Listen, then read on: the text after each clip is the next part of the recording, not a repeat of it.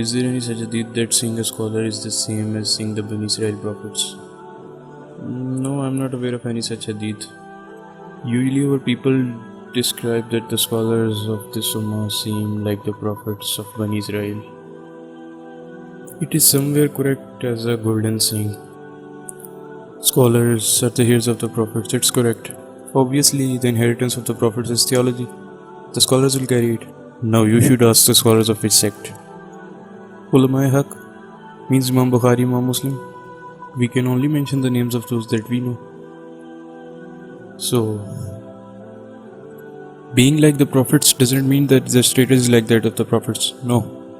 Being like the prophets mean that they have been given the duties like the prophets. What was the duty of the prophets? Allah's dawah.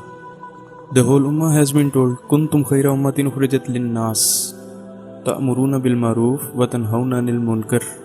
So you should say that leave aside that scholarly job, because the whole ummah seem like the prophets of Bani Israel.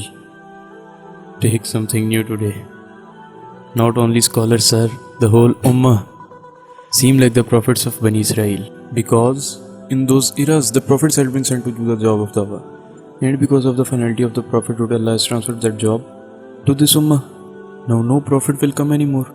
So the whole ummah, it's written in the Quran that the whole ummah should continue doing that job of the prophets. So seem like the prophets means this. We are not talking about the status. Exactly, who can define their status? And just by seeing a scholar isn't worth. My brother, if it really works, then the best is seeing at the prophet's face. There are so many people who saw the Allah's prophet and still they died as a non-believer when he was alive. And some died as a non-believer after his death. We know about Habiba, the sister of Hazrat Muawiyah radiyallahu ta'ala anhu, who's our mother, Ummul Mu'mineen, Habiba, salamullahi alayha. Her husband was included in Hijrat-e-Habsha, in Sabiqoon al-Awwaloon, who migrated towards Najashi. He went there and became a Christian and even died as a Christian, Ubaidullah.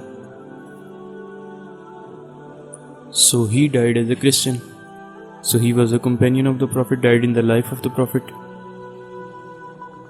Only seeing doesn't work, but doing does. Those who joined Musailma Kazzab, Munkirin Zakat, who were they? Who during the life of the Prophets were Muslims? It's present in Bukhari Muslim that the tribes of Arab became murtad after the death of the Holy Prophet. That hadith starts with these words. So the one who became murtad after the death of the Prophet, who was he before the death of the Prophet? Sahabi, not a Muslim. Old talks. They defined that the one sees the Prophet, even once is a Sahabi. So the tribes that became murtad after the death of the Prophet, what were they before the death of the Prophet? They said that they became murtad ultimately, so we can't call them Sahabi. Sir, don't do this. Don't do this.